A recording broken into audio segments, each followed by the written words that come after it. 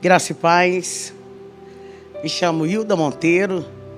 Estou aqui para contar minha história. Sou mãe, sou palestrante e sirvo a Ele como evangelista. Eu quero contar tudo o que Ele fez na minha vida. Nasci em um lar evangélico, pai, mãe, crente desde pequenos. A gente cresceu ouvindo falar desse Deus poderoso, desse Jesus que faz, desse Jesus que surpreende. Desde criança eu fui marcada por várias vezes com um ato profético. Sempre aonde eu ia, sempre aonde eu estava com a minha mãe, que foi líder do círculo de oração, a dona Noêmia, sempre as pessoas elas iam ao meu encontro e sempre trazia algo de Deus. Então eu cresci sabendo que Deus tinha algo para fazer na minha vida. E na adolescência com 16 anos de idade, eu já liderava jovens, né? Já regia, já fazia parte também com as senhoras no coral e sempre vivendo aquilo que Deus queria. Mas quando eu tinha 19 anos de idade, eu, por falta de maturidade, raiz, força, porque era tão corrido, a ida, era tão corrido o ensaio que eu esqueci do principal, que era ter raiz. Então o vento veio, a decepção veio, a frustração. E eu fiquei cheia de mágoa, eu fiquei cheia de ressentimento e aquilo cresceu dentro de mim que me afastou da presença de Deus. Eu nunca tinha ido no mundo, eu nunca vivi nada no mundo. Até 19 anos de idade. Estava com casamento marcado com filho de pastor. Estava tudo lindo, até eu deixar entrar dentro do meu coração a mágoa, o rancor. E eu fui para o mundo, onde tudo começou. O diabo, ele já tinha preparado tudo. Eu não tinha ideia do que eu ia viver. Eu não imaginava. Mas eu recordo perfeitamente de uma vez a minha mãe, ela estava em um congresso, ela estava gestante, naquele tempo era muito complicado. Em 82, 83, a gente não tinha recurso e ela não sabia de fato qual era o sexo da criança que estava na sua barriga. Eu lembro que um profeta, ela contando pra gente, que um profeta veio até ela e falou: olha, dentro do teu ventre tem uma menina e ela vai ser profeta, vai ser ministra, e o meu nome vai ser glorificado na vida dela. O inimigo vai fazer de tudo, mas no final vai ser o meu nome que vai ser glorificado. Caí no mundo com tudo, despreparada. Para você ver o tanto que foi sério, que a gente nunca na vida tinha passado em frente a uma boate ou algo do tipo. Então a minha primeira vez no mundo que eu fui, eu já conhecia a bebida, já conhecia a dança e eu achei interessante aquilo. E eu não queria mais saber de igreja, eu achava chato, não queria mais saber. Minha mãe sempre insistia, sempre ela dizia: Hilda, volta, filha, enquanto há tempo. Não vai, sempre ela batia nessa tecla, mas eu fui me aprofundando. E conheci o pai dos meus filhos em uma boate.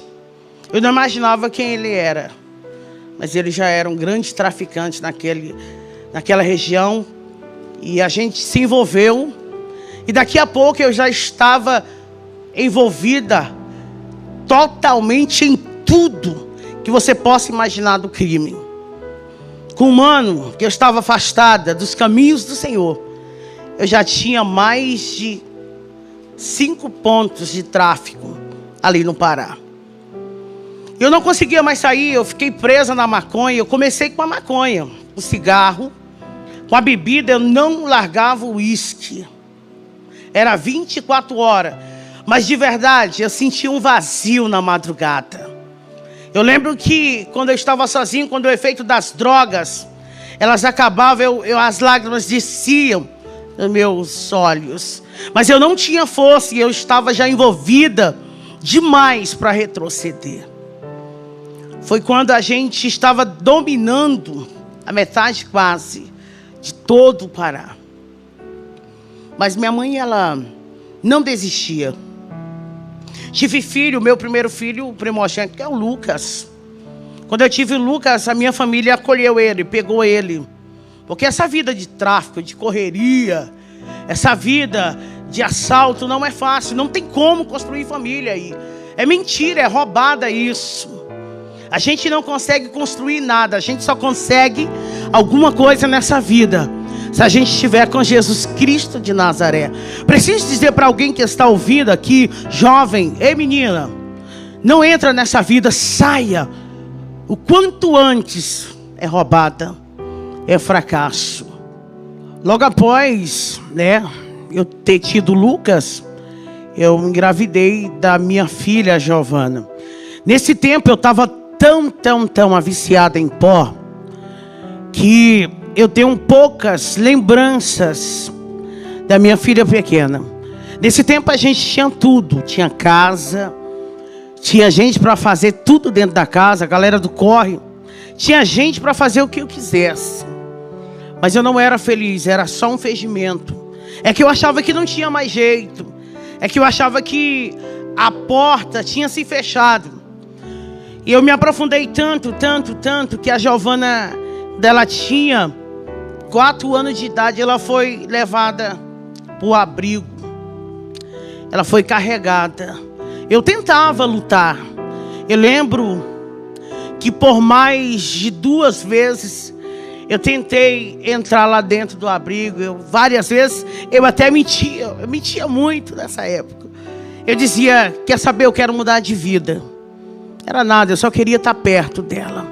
Porque sempre a maternidade, ela vai gritar forte dentro da gente. Meu terceiro filho, eu tive muito filho, gente. Meu terceiro filho, Marcelo, quando ele veio, eu já estava conhecendo um crack. Porque eu queria saber que droga era aquela que tantas pessoas queriam. Porque era 24 horas alguém batendo naquela janela. Eu falei, quero conhecer esse crack. Porque ele deve ser o bom mesmo. É melhor do que o pó, do que a maconha. Porque todo mundo quer. E os comparsas, ele falou pra mim assim, negona, na linguagem deles, se você entrar no crack, já era, hein? Se você entrar no crack, você não vai estar nessa patente. Porque eu já tinha o domínio. Eles me respeitavam como a traficante.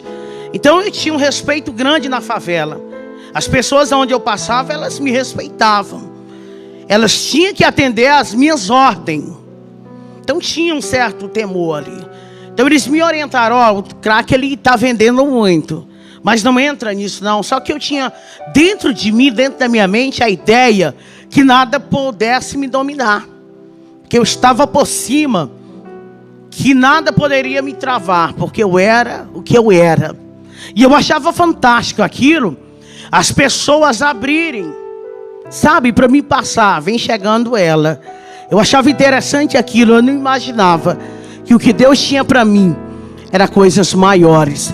Eu não imaginava que o que Deus tinha reservado para mim era coisas mais extraordinárias. O que o diabo dá para a gente é passageiro, mas aquilo que Deus dá para a gente é permanente. Isso é muito importante você ouvir isso. Quando eu já estava conhecendo o crack já mais de um mês, eu quero dizer que quando eu fumei pela primeira vez, eu não consegui mais largar dele. E olha que eu disse, eu me domino, mas desde o dia que eu experimentei o crack, eu lembro como se fosse hoje, que eu peguei um cachimbo e coloquei uma pedra em cima e falei, isso aqui eu quero só saber qual é a lombra. E eu não consegui mais ficar sem ele. O crack, ele se tornou tudo para mim. Tudo para mim, eu não conseguia fazer mais nada. A minha prioridade se tornou o crack. Eu não queria mais nem cheirar pó. Maconha, eu abandonei na hora. Eu falei, o crack é o que eu preciso. O crack, nessas alturas, os meus filhos ficavam indo e vindo. Até então a família, ela tentou lutar pela gente. Eles tentavam lutar, só que a gente não conseguia. Porque quando eu me afundei no crack, quando eu conheci o crack, eu não consegui mais me dominar. Então os meus parceiros, eles me abandonaram. Eles saíram porque eu já estava sendo dependente. Agora eu já não era traficante. Agora eu era uma usuária. Então tudo aquilo que eu tinha, o nome que eu tinha, foi se acabando. foi se acabando, porque eu não conseguia fazer outra coisa a não ser ficar com o cachimbo na mão 24 horas, era só dando ordem com o cachimbo. Então fui perdendo tudo, anel de ouro, cordão de ouro, moto, fui perdendo posicionamento. E o muito interessante isso aqui, gente, a catraca ela roda. Eu lembro que um dia eu estava lá em cima e quando eu dei fé eu estava nas ruas, Camandaraçúbia. Só que não estava já nas ruas, olhando para um lado e para o outro, tentando me refazer, mas eu não tinha mais ninguém. Detalhe, você não tem amigo no mundo, você não tem amigo do corre, você só vale o que tem. Quando você não tem mais nada, você não vale mais nada. Então não se iluda com os pássaros que batem no teu ombro. Eles vão bater até você ter para eles. No dia que você não tiver mais nada, todos eles vão virar as costas.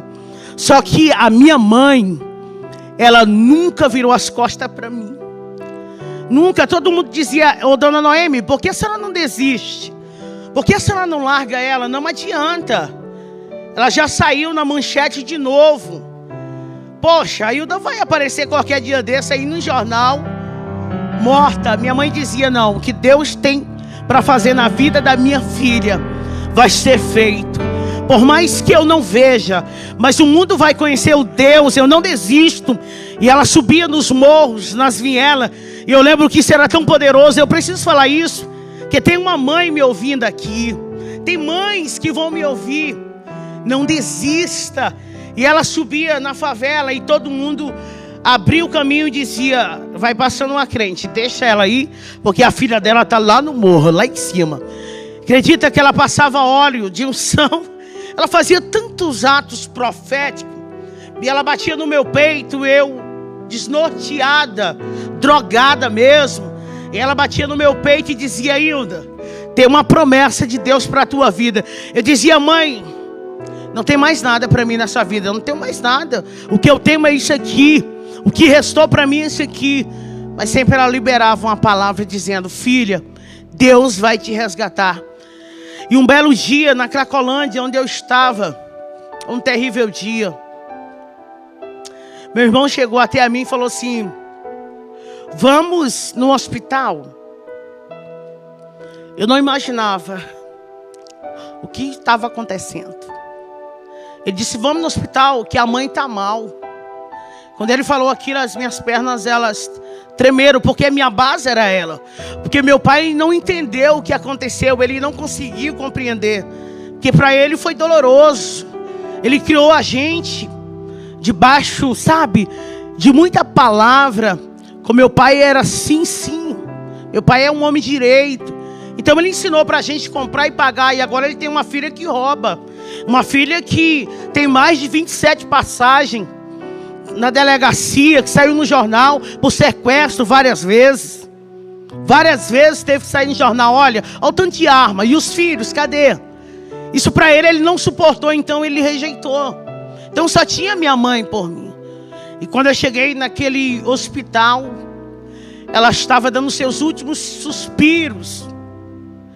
E ela com aparelho nela, em cima dela. E ela dando os últimos suspiros. Eu lembro que ela virou o rostinho para minha direção. E com a mão assim, para o meu lado, ela fazia assim. E olha que ela já estava há dias. Ela entrou em coma por 3 vezes. Calma na súbia. Mas ela estava me dando um sinal ali daquele dia. Ela fazia assim com a mão. Ela não conseguia falar, mas ela estava fazendo um sinal. E eu lembro que os aparelhos foram apitando. E os médicos vieram para cima e tentaram fazer. Ela teve parada cardíaca e se foi. E eu perdi a minha ajudadora. E eu perdi a única pessoa que tinha coragem de enfrentar o mundo inteiro. Porque quando alguém dizia não tem jeito, ela dizia tem jeito. Porque o meu Deus, Ele é poderoso. Tem jeito para Hilda. Meus sonhos se acabaram ali. E eu queria um abraço, mas eu não tinha. Eu escutava dentro daquela sala. Até aqui, amados. Estaremos dando continuidade na parte 2 desse lindo testemunho, em nome de Jesus.